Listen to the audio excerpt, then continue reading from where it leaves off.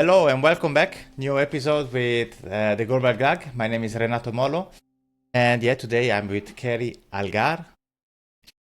And we were just talking before. I was surprised. You also speak Spanish, and you told me that of course, you are in Australia now. Can you just tell us where you are located exactly in Australia, about your past, where you were born? Australia is obviously a really big country, and I'm located on the east coast, sort of in the middle. So the state is called New South Wales, and I'm at the very top part of New South Wales, so sort of a subtropical region of Australia, right by the coastline as well, so right next to the Pacific Ocean, in an area that produces a lot of sugarcane as well.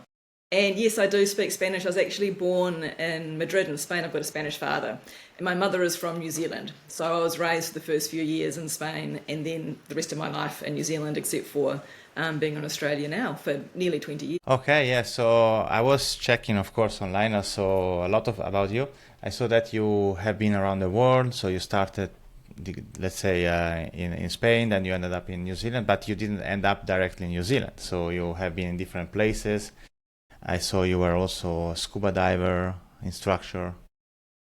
Yeah, I guess because I had a father who lived in Spain and I lived with my mother in New Zealand, to see my father, I'd often have to travel either to Spain or he and I would meet up somewhere in the world. And his passion was scuba diving, so he brought me up into that when I was young.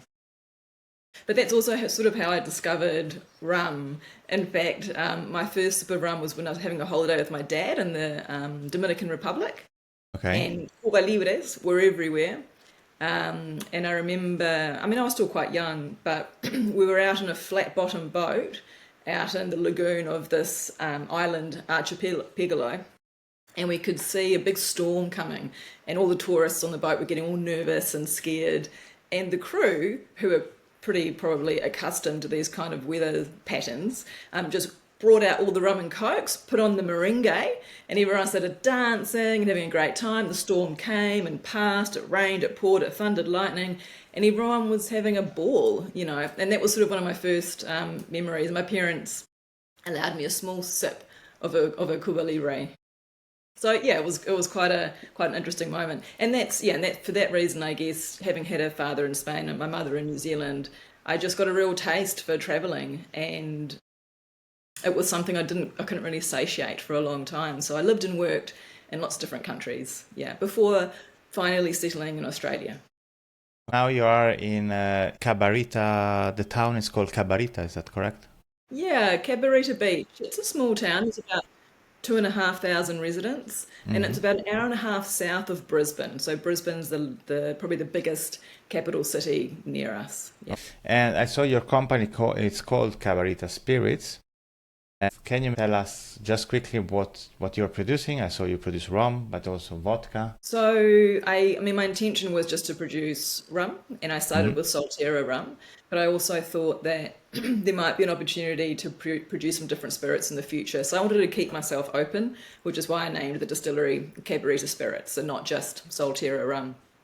And it's lucky I did, because rum's actually quite a tough category in Australia, especially Yeah. premium, and it's quite difficult to commercialize. And so when I started making rum and started a business, I had to go out and do sales and marketing. And through that process, I realized that vodka, and gin, of course, but vodka was also a very strong category.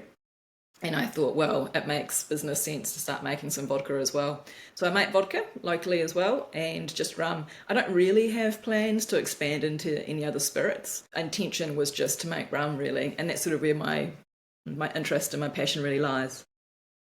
Your rum is called Soltera, which means single in English.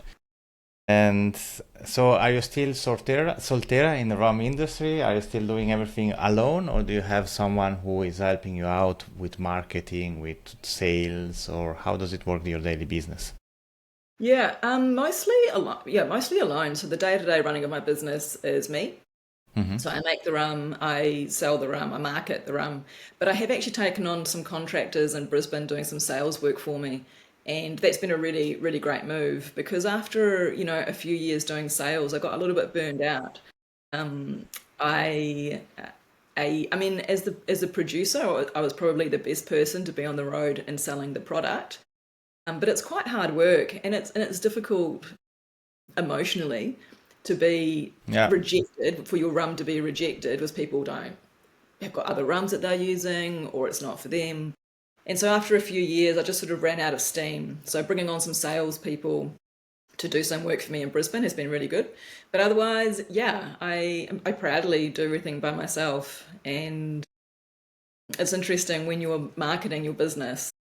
In English, we can use the plural, so we can say that we do this and our process is that. And I have to remind myself that it's okay to say I and my Hmm. process is this, because while it means, I guess, that my business hasn't, blown up and exploded, it also means that I'm quite capable of managing everything myself, and that's something I'm quite proud of. Yeah, I think it's not easy to do all this work, especially first of all, imagine doing a rum, starting doing a rum. I mean, deciding how you produce a rum, where you will produce it, the machine, the distillery. So how was this process? I mean, when you decided to come finally settle down in Cabarita, how was the process? Can you maybe tell us a bit how everything Yeah, worked out for you? it was kind of a silly idea, actually, and a bit of an emotional, on the whim sort of decision. Because having travelled so much, I loved the island life, and especially as a Hmm. scuba diver instructor, and I had this sort of dream of having a beachside rum bar somewhere in the islands, any island. It could be in the Pacific, or so maybe about 12 or 13 years ago, I was doing a lot of surfing in Indonesia, and I thought, oh, Hmm. maybe we could have a rum bar in Indonesia. And that's when I started Googling how to make rum. I didn't really have the faintest idea of what even distilling really was about. So I got a bit of a sense of what it meant, and at the time I thought, oh no, that's too complicated. That's too much. I'm not going to do that.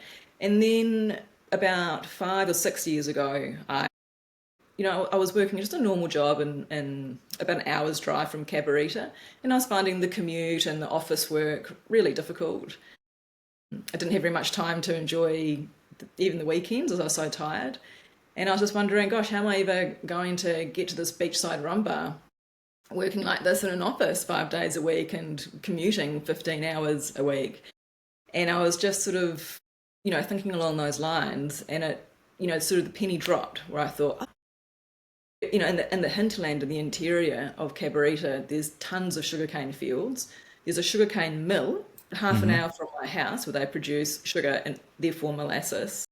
Is that Condong sugar mill? Is that the That's one right, where you supply? Okay. Condong sugar mill. And so I just sort of thought, oh, maybe I can make rum, and maybe I can make a living out of that, and that can be my job.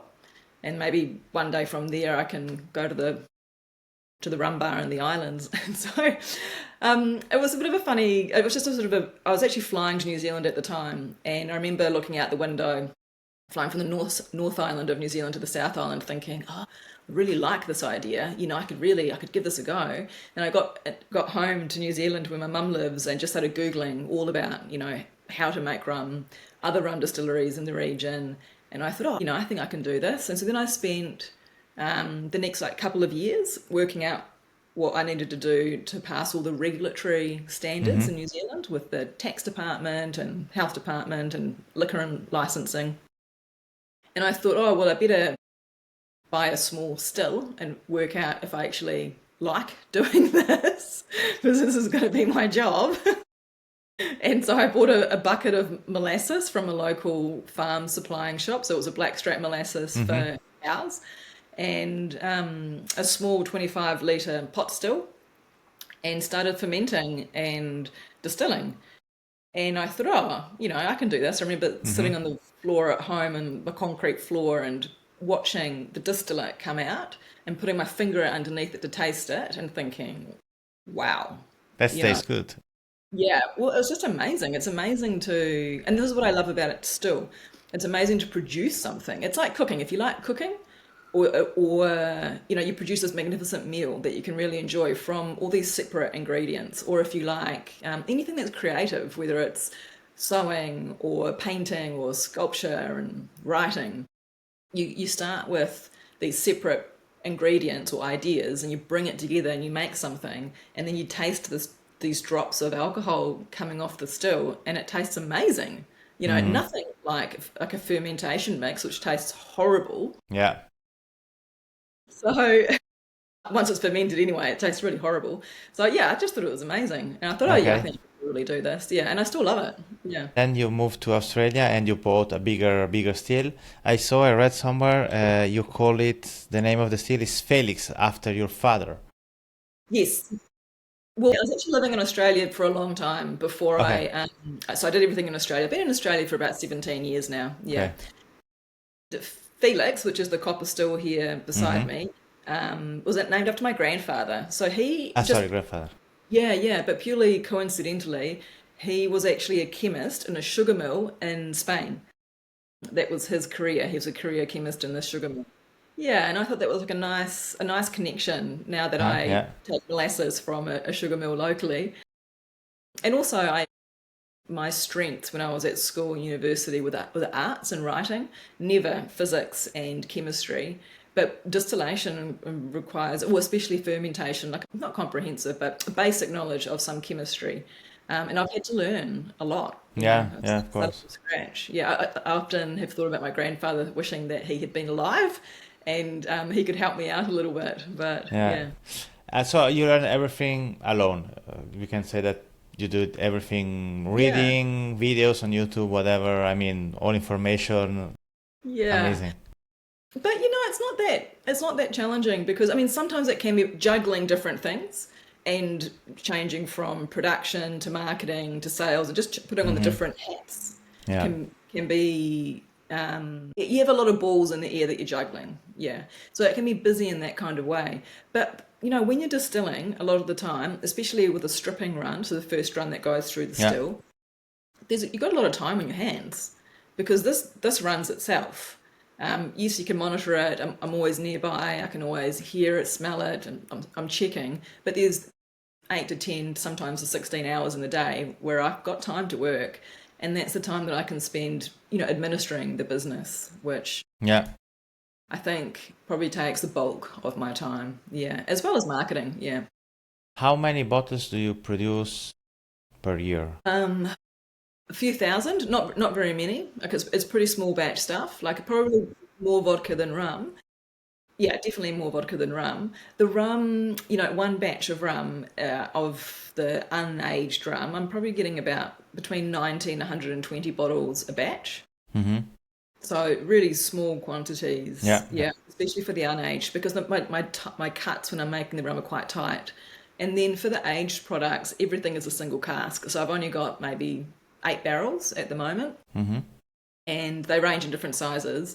But I don't really have, I'm such a small distillery, I don't really have the capacity or the resources to blend barrels into really big containers, for Yeah. example. Yeah, Everything's of quite course. small scale, which means that the barrels are single cask releases, which is really interesting because I mean, I can really see the virtue of blending because if you've got a barrel that's sort of a bit overwhelming in tannins, for example, or a barrel that needs a little bit more oomph, if you blend them together, you get this really beautiful mix. Yeah. But I have to really watch how my barrels are aging to make sure that they don't get past a certain point. For example, I've got a Pedro Ximénez cask at the moment. It's 110 litre, I think. It's quite a small format. And I've had rum in there aging for only just over a year. And it's already so strong. Like, Yeah. you know, the sherry flavours in it are not overpowering. It's actually amazing. I love it. Mm-hmm. But completely different from what I've been aging in ex bourbon. And I think that blending the two would be quite interesting. But Yeah. but the uniqueness of my distillery really is that it's small and you have to adapt and you Mm-hmm. have to be resourceful in that kind of way. For example, I've got one barrel, which is for the product that I've called Oro, which is in the barrel for about a year. And Mm-hmm. I put it in the barrel at quite a high proof ABV. It was in the high 60s, low 70s, which is pretty high. And I realized that if I were to take it out, put it into one of my blending containers where I can proof it down to 40%, I was going to have too much for the container, the size of the container that I have. So what I've had to do is buy a 200 litre barrel, put it into there, and then proof it down to 40% in the 200 litre barrel. So it's been proofed down from, say, 70% down to 40% while it's still aging in a barrel. Okay.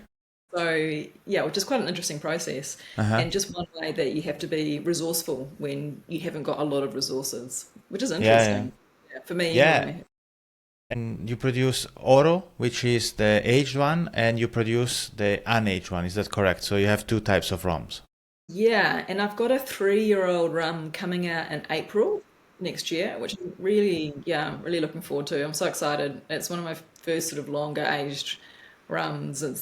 Which is cool. And since you are not blending them, can we say that each bottle or each batch is different? Yeah. Not really. I mean, you try to, I think, of course, I guess you're trying to seek consistency among all your bottles. But, I mean, there will be, of course, some differences between batches and batches, which makes it unique. So different. It's a huge difference always. Really? Each product, no, I do try to maintain consistency. But I've learned the most about distilling and being a distiller since I've been in commercial operation. So my product today, Blanco today, is very different from what it was 4 years ago when I first started. I've had to adapt to what the market locally is looking for and likes. Yeah. Because it needs to be commercial, right? I mean, you can make the best rum in the world that rum lovers love, but you need to appeal to other people as well. And so I've had to sort of adapt it. I've made it lighter in flavour, for example, so that it's more easily worked in with cocktails. So it's quite different. Oro I try to maintain some consistency with Oro, but yeah, the first batch was quite different from the second batch, and I'm not sure what the third batch is going to be like. What do you say when you sell it to, for example, a bartender? The bartenders normally are kind of picky if they don't have consistency. How do you sell it to them? Yeah, well, I mean, that is the selling point, is that each batch is unique because it is a small distillery and it is handcrafted.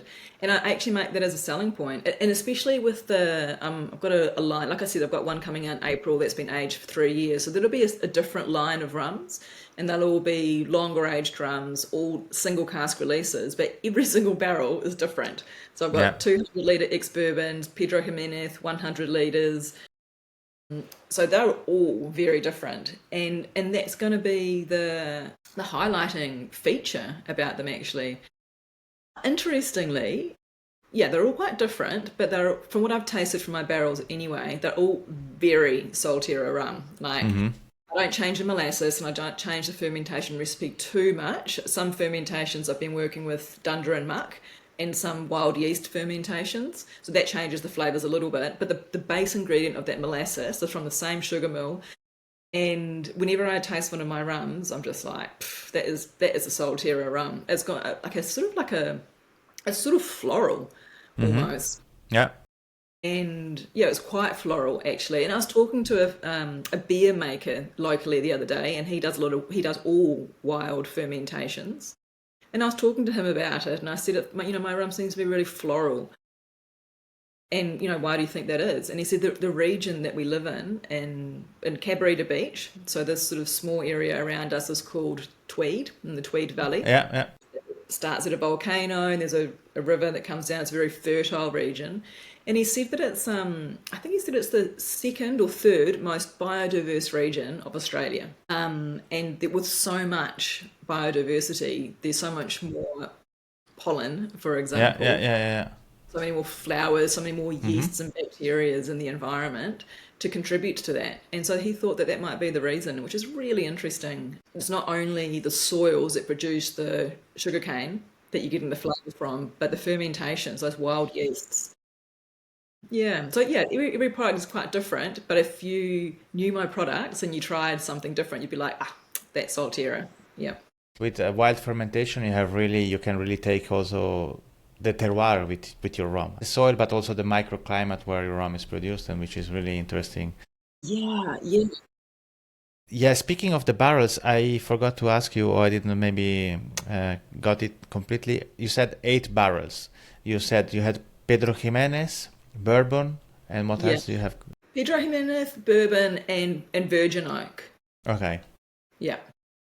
And where do you buy these barrels? I guess Pedro Ximénez from Spain, Bourbon, maybe some local distillery in Australia, or you ship them Yeah. all from the States? No, I mean, because I'm operating with such small numbers, I'm not going to Yeah, ship. yeah, of So I course. Yeah. buy them from, so in Australia, because distilling's become quite popular, like, Mm-hmm. other parts of the world as well. There are companies that import barrels from Spain, from the US, and distribute them and sell them, distribute them in Australia. So I buy my barrels from wherever I can get them from. Okay, yeah, okay, I've yeah. bought some from a cooperage down in South Australia, AP John, and they were excellent. I've bought a couple of new virgin oak barrels from distillers on the Gold Coast, which is a city nearby, and they just had bought too many that they needed, so they were offloading them. So I bought a couple of those. I saw a distiller advertising the Pedro Ximénez barrels, and I thought, oh, well, that would be nice. So, I Mm-hmm. bought a couple of those. Yeah. I really like trying to find products that are close to me so that I can just drive up and put them in my car myself rather than shipping them up to Mm-hmm. where I Yeah. live from other parts of Australia. Yeah. And have you any contact with bigger distilleries? For example, the first one in Australia. Or Finley. yeah, exactly. Have you any contact with these guys? Maybe some coaching, some help, or maybe have you been there? Did you approach them for some help? I don't know if there is kind of also with other distillers kind of interaction from your part. Is there a community among distillers, or how is it? Or Yeah. anyone keeps his secret? They don't really want to share it. I The mean, I think there's a secrets. bit of everything. But there's a really strong community of distillers in Australia. I didn't approach Bentley. I thought Hmm. Bundaberg Rum and Bentley just sort of seemed like such well-established distilleries that I would be probably a bit more of a nuisance to them if I approached them. But those first 2 years when I was doing my research and practicing distilling and getting all my licenses underway, I travelled around different parts of the state and visited different distilleries. I spoke to the distillers, and I mean that was really instrumental. It was so important to be able to see people actually working. Hmm. And look, the community is very open. They're really willing. No, I mean people aren't going to share things like their fermentation processes or their yeast blends, for example, because that's really proprietary information, Yeah. and things that they've developed themselves over time. But definitely small things like where to your suppliers, where to find who are good glass bottling manufacturers, and where do you find closures? What are the affordable label makers? So all the different aspects as well, they're really helpful with. There's an association in Australia called the Australian Distillers Association. They're often lobbying government Hmm. to reduce the excise tax in Australia, which is exorbitant. Okay. But they also offer a lot of courses and a lot of education and training and safety, and distillery safety at the moment is quite a focus. And there's also an Australian Women's Association of Distilling in Australia. Okay. Yeah, and I was really fortunate to win a scholarship through them and do a distilling course down in Tasmania as well. So that was really fantastic. Yeah. Okay. Yeah, it's again, it's something that you start. You have to start somewhere, and then you never stop learning. We were talking about the sugar mill where you source molasses, Condong Sugar Mill. Can I ask you, how was your first approach to them? How did you approach them? And I imagine that order was certainly a small one. I imagine. How was the first approach to these guys? I mean, I can imagine me. I imagine myself now going to someone. I'm a small distiller. I wanna start to do rum. And what kind of molasses are you looking for? How does it work, this whole process? Because there are different types of molasses. How was this all this initiation with this Well, molasses buying? Let's say. yeah, I mean, I like everything that I've approached. I mean, I'm quite a straightforward person, and so I think I've probably come across as being quite precocious as well, especially at the Mm-hmm. beginning when really I had no idea of Yeah, what I yeah, was doing at all. But I called them and spoke to their, I can't remember what his title was anyway, but they recommended that I get in touch with someone who buys molasses from them and it puts it into a big truck, like a big, like 10,000 litre or yeah. Mm-hmm. 1,000 litre, whatever it is, truck. Yeah. And then they distribute that molasses, around to different parts of Like the. like a. Yeah, like a retailer. Yeah. And so I determined that was going to be the best way to be able to buy the molasses. Because the difficult things that I've had to, like the challenges that I've had is I was operating quite a small space. and I don't have forklift or even not even a pallet jack. Yeah. Having large deliveries can be quite challenging. Anyway, the only way to be able to purchase this molasses was in a 1,000-litre container. So it's a big square container. So I could buy one of those and put it next to my distillery, but the driveway up to my distillery was too small for the truck to be able to come up. And so my next door neighbour actually found a solution. He'd constructed a really strong iron trolley, steel trolley actually, with wheels at the bottom. And we put that empty container on top of that, rolled it down the driveway, and then the truck would come on the street and fill it up. So my first purchase of molasses was for 1,000 litres. It lasted me a long time. Yeah, I can imagine, yeah. The advantage of molasses is it's not spoiling, so you can keep it. Yeah, exactly. I've got a great place for it. It doesn't get too hot and it's shaded and cool. But then the tricky thing is that molasses is really heavy. So a litre of molasses weighs 1.4 kilograms. Yeah, about 1.4 something kilograms. So then I had this, 1.5 ton container of molasses that I had to push back up the driveway and put into position. So I just called my friend Completely alone. Cabarita and got 5 or 6 strong guys and we pushed it up the driveway. Yeah, so I have to do that every time I fill up that container, which is an onerous. Yeah. However, yeah, getting the molasses and getting the bottles, it's been fine. The only thing is that people have to accommodate that I am a small business. I ain't buying in small quantities. But that's okay. You end up paying more because you haven't got that scalability. But that's what it is. You said it's tough, a tough market, of course, a lot of competition. Is it difficult to get all the licenses done in Australia as a small distiller? The difficulties you had, was it too complicated at the beginning? Did you have a moment that you said, no, I'm not going to do it? Or is it kind of straightforward? It's a process. So you need to adapt your mindset to follow a process. There are no shortcuts around it. It's just one step after the next step after the next step. It can be long. You've got 3 regulatory areas that you need to cover. So one is your local council, which gives you the development approval to be able to have a distillery. And that's probably one of the hardest to attain, and that can take the longest as well. I got lucky with mine. It didn't take too long. I didn't have to change too much in my space. It didn't take too long, it took a year, but other distilleries take about a year and a half or longer. And then the liquor license was not too difficult either. I mean, unless you've been a criminal in the past or have got a terrible track record, again, it's just a process that takes a couple of months. And then the actual license to be able to manufacture alcohol in Australia, there's a bit of paperwork involved. I didn't personally experienced too many challenges with the process. It was just long. It took about a year and a half overall. But I had been told to expect that, so it wasn't a surprise either. Yeah. And when you are doing all the process, can you distill an amount of distilling which is allowed to do for your personal testing, for example, or you have to wait for the license to start distilling for good? Yeah, you have to wait for the license to start distilling for good. You can't legally buy a still over 5 litres in Australia, I don't think, without a license. The Australian government I don't know how other governments work overseas, but the Australian government, it's an interesting system.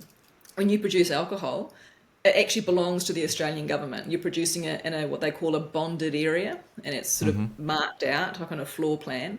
And as long as it stays within that area, it belongs to the Australian government. Once you step out of that bonded area with that container of rum or the 6-pack of rum or something, you then have to pay the Australian government a certain amount of tax, and that rum is now yours to be able to sell. Yeah.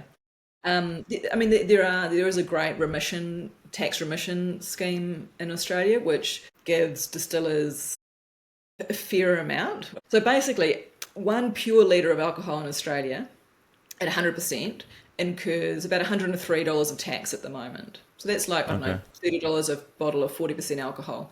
But for the first $350,000 of that tax, that's sort of written off by the Australian government, which allows small producers like me to have enough cash flow to be able to continue operating. Yeah. And the schemes and the intention of the scheme is to support employment in regional areas in the country and Australian-made products.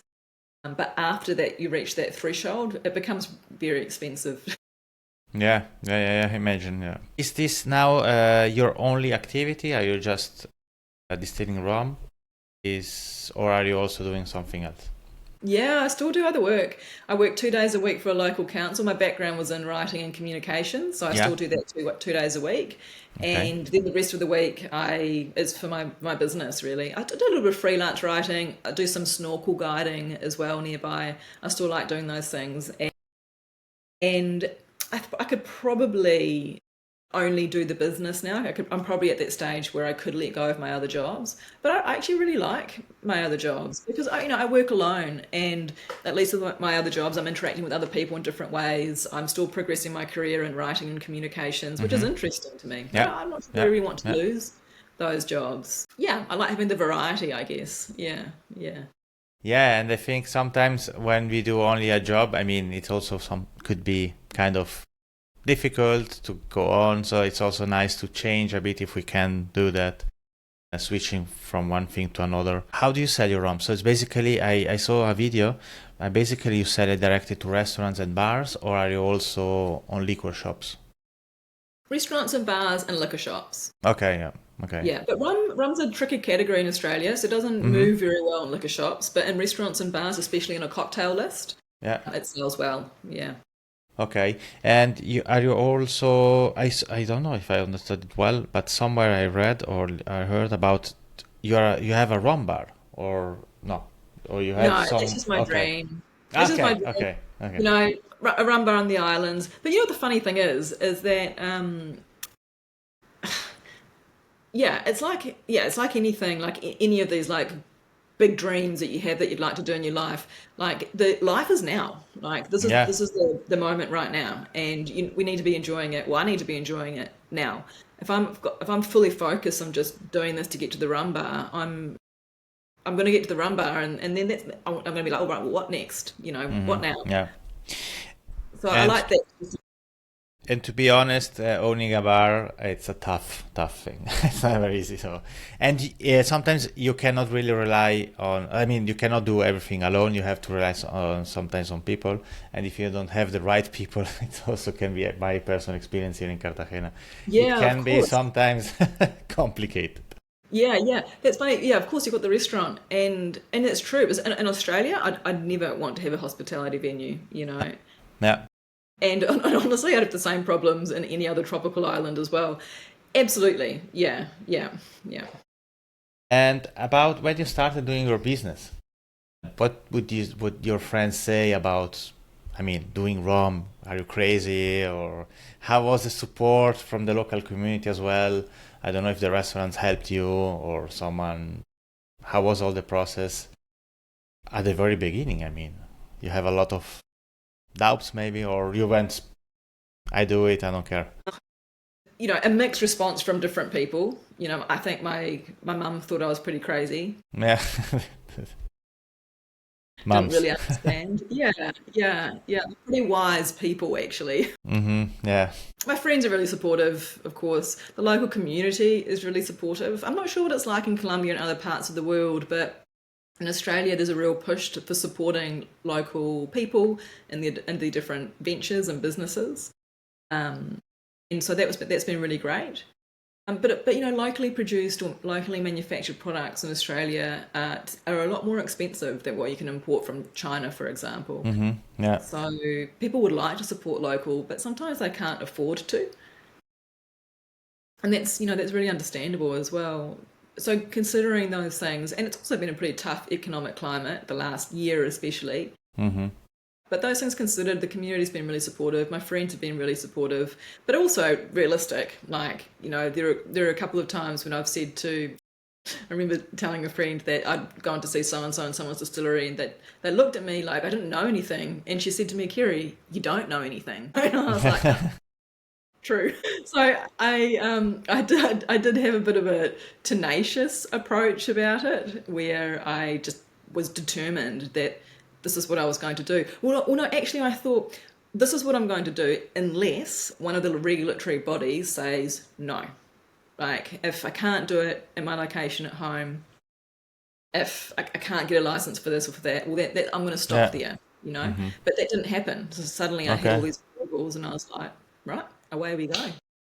And what was the biggest challenge in all this process?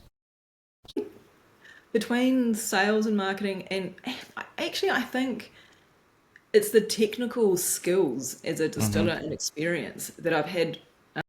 It didn't matter how much I'd practiced in my small 25-litre still, suddenly producing my first few batches of a commercial product, man, I ran into heaps of problems. I felt I felt like it was just like one mistake after another Yeah. problem after another problem. I had to problem solve all the time, and that's when just learning basic parts of chemistry, of fermentation, distillation became really important. Yeah, so that was, and it was really tough, actually. There were a tough couple of years. It's taken me a long time to problem solve a few things. And look, other people probably would have done that first before they released a product into the market, but I was problem solving a lot of the time with products in the market, which was Yeah. kind of stressful. Look, just they weren't huge things, and I realised in time that they happened to everybody. One example is flocculation. So that's when the oils come out of solution and form like a haze or little Yeah. Yeah. It blobs. happens a lot in beer as well, I heard. Is that Does correct? it? Right. I think it was, I read something, and it's maybe that the effect they're looking for haze beers, if I'm not wrong. Yeah, okay. Yeah, Something it like could this. be. I'm not sure. But Well, this is and- something that you don't want in the spirit. Well, I mean, the only way to really prevent flocculation is by bottling at a higher ABV. So there's enough alcohol in there so things don't come out of solution with the amount of water in there. Or chill filtering. So if you filter your products cold, then it takes out those fats, those lipids. And I didn't have the resources for chill filtering. And also you're removing a lot of flavour at the same time. Yeah. And so just fine-tuning my distillation to prevent that from happening has taken some time. Yeah. Or to reduce the amount of flocculation. There's still going to be some flocculation in some of my products, and that's okay. But there were a few batches that I was getting a lot, and it did not look good in the bottle. Yeah. So I had to work through So that. more rum for you, maybe, or you could. Yeah. Well, fortunately, you can also redistill products as well, right? So yeah.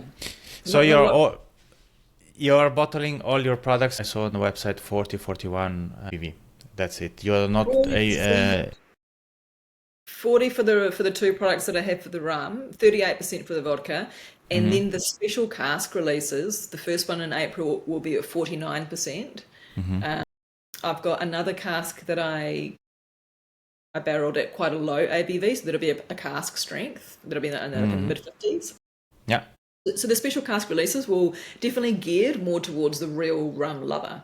And the real rum lover likes a strong rum. They want it to be in the 50s, really, on average. So those special cask releases will be more geared to the real rum lovers. Yeah, this is also more the geeky segment of the market. I know when you start, when a distillery starts, of course, the first thing is doing white rums, battle rums for selling them. Then you start to same time aging them, you are going higher, let's say, in your segment. And then if you have, of course, cask strength spirits, these are ultra premium segment part of the rum, which is maybe the last part you want to reach. But after maybe say 10 years, of course, you can, after aging a lot of rums, it's the natural, it's where you are aiming to, I guess. So anything in the future you are releasing? So you said 3 years old rum. Anything else? Special editions? I don't know if you do anything else for local events, something like this. Are you doing something special or? No, I haven't got anything in the pipeline at the moment. But because I'm so small, I'm really agile. So if someone said to me, "Hey, look, we'd like a barrel like this or something produced like that," I can say, "Sure, I can do that." Private labeling. Could you do that? Private labeling for an event? Yeah, nice. Yeah. I haven't really looked into that yet. I guess that's actually one thing of working on your own. I can cover most of the basics of my business and my day-to-day running, but when it comes to having those creative ideas that you've just mentioned, for example, and actually executing them, I run a little bit short on time for those sorts of things. Time and energy, as those things require a lot of energy. And sometimes I do find myself sticking to my basic rum production, filling the barrels that I've got, and those great ideas slip me by because I just don't have the capacity to execute them, which is a bit of a shame. But maybe one day, or just my growth has been incremental. So maybe one day, But I've got a couple of barrels of larger format barrels that I've got earmarked for 5-year and 10-year releases, which is really exciting. Okay. And I've completely run out of room in the distillery where I'm at now. I mean, there's literally like a metre pathway area through around. Everything else has got containers and barrels and stills, and it's just totally jam-packed. But I do have secured a shed space just 15 minutes down the road where I'm going to start putting my barrels, which will give me some more space to get some more barrels, because honestly barrel aging is just super exciting, and it's just so much fun. I have a small still I bought in Switzerland a couple of years ago. I did my distillation, was amazing. As you said, I was just tasting my first drop of my first distillation. I just loved it. And I also bought a small barrel here in a Colombian oak barrel, which I aged some spirit, which was already done at 40% ABV, not that strong. But after just 3 months, seeing how everything changes the flavor, and also our guests were like, wow, this is amazing. And just putting a spirit into the wood, it's amazing. So this is something that is really inspiring what you're doing. And I hope that also, if someone who is hesitating doing this, what you're doing, like me, I would like to do that. The only problem is I live in Colombia, and here the laws are really complicated. What's it like? There is a monopoly of the departments. So, and they wouldn't really allow you to do it. Yes, you can, but I mean, I wouldn't really rely here investing money in Colombia for the moment with these laws. Maybe in a couple of years or 5 or 10 years, there are laws coming which are opening the market, but it's still like, I don't know, I don't really trust for the moment. Yeah. I mean, there is not really, to me, the full, maybe I'm wrong, but the complete basis for being sure 100% to be able to distill without problems. So my idea would be maybe one day doing something like you do. Why not in Switzerland or in Europe? Maybe, of course, I'm not saying it's easier, but maybe the laws, you have some laws which are solid. I mean, it's not like here there's a lot of corruption. They may come and they say, no, you have this, it's not working. They could just stop the process because they don't like you, or you're maybe bothering the big guy who is distilling some. I don't know. It's this kind of mentality here. So in Colombia, the market is it's really tough. Because of this monopoly. Colombia is a big country. There are 33 departments, and these 32 departments have their own monopoly. So they are really protecting themselves. It's like in Australia, imagine you have the different states. Each state doesn't allow you to get in because you're coming from another state. So it's it's not an easy market. Are any of the distilleries state-owned, or are they private companies? So the majority are state-owned. The biggest one, really, it's not 100% from the state, but the state gives to the privates, and they manage it, and they pay the taxes and everything. And there is one now. There is a new law which came, and there is a company which started distilling on their own, but it's just recent. And let's see, they are doing well, but it's not always easy because, again, a lot of bureaucracy in Colombia, and there is a potential, but it sounds like a high risk enterprise, like someone can come in. And I think you need money for that. So if I would do it like you, maybe it would be kind of impossible to get just the license to do it. But I'm sure that. To hear that, let me just say, because in Australia, people love to complain everywhere around the world. In Australia, we're always complaining about our government and how difficult they make it for us to distill and whatnot. But it's so great actually to learn about a different country and the challenges that you have to even open a distillery, which is something that I realise in Australia we take for granted. Yeah. No, I read this book. By the way, I don't know if you read it. This is an amazing book about the history of rum in Australia, and it was illegal for a long, long time because, of course, it was a social problem back then. The history of Australia was like the place where the cons were sent at the beginning from the British, and alcohol was a problem, and it was ruled by the rum corps, by the soldiers, basically. And it was for a long, long time illegal. I think that's also why maybe in Australia, I think now it's open, of course, but it was hard to get into a open market. It took a while until Australia opened. Look, the excise laws that we have in Australia currently were established in 1901 and then like 1916, so they're really old laws. Yeah. And rum, for that reason, in Australia, has got a bit of a motley reputation. Not directly because of that so long ago, but there's a distillery in Queensland that's quite popular, and it produces rum on mass scale. It might not be the best quality kind of rum, and a lot of young Australians have their rite of passage into drinking alcohol by getting really drunk on this rum and having a horrible experience, and then not wanting ever to drink rum again. Which is why rum's actually a really difficult, well, not why only, but it's one of the reasons that rum's a really difficult category in Australia. So it's got a challenging reputation. So Keri, thank you very much. I don't know if you want to wrap it up, say something else. I forgot maybe to ask you some advice. If anyone's listening to this that doesn't drink rum, and maybe they're a whiskey drinker or a gin drinker, or just to realize, like, it's something that I've only discovered through making rum, is that it's an incredibly varied product. You can use molasses, but you can use sugarcane juice or cane honey or sugar, different distillation methods and stills, and it's you can get this amazing varieties of rum, and then with the aging process.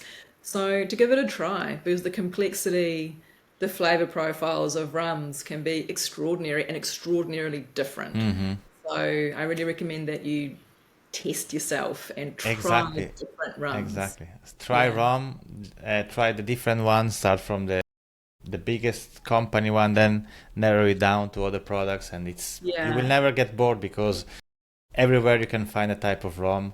And it's an amazing journey. Everybody out there, I'm sure of it. Okay, thank you very much. I hope to see you soon, maybe one day in Australia. I hope to taste also your rum one day. I guess you are not distributing outside of New South Wales. Not yet. Not yet. Outside of Australia, not yet. Okay, and maybe in Europe one day, maybe Spain, which could be a market, which could be a target market for you. Yeah, definitely. A possible market. I've been approached by foreign distributors actually, but I can't produce enough at the moment to be able to supply them. Yeah. They also ask a minimum of production, so you can maybe really do it. Yeah. It would take me like a year to produce that much to be able to send away. Yeah. Renato, anyway, thanks for the opportunity. Thank you very much. Thank you very much, and bye bye, Keri. Okay, thank you. Bye.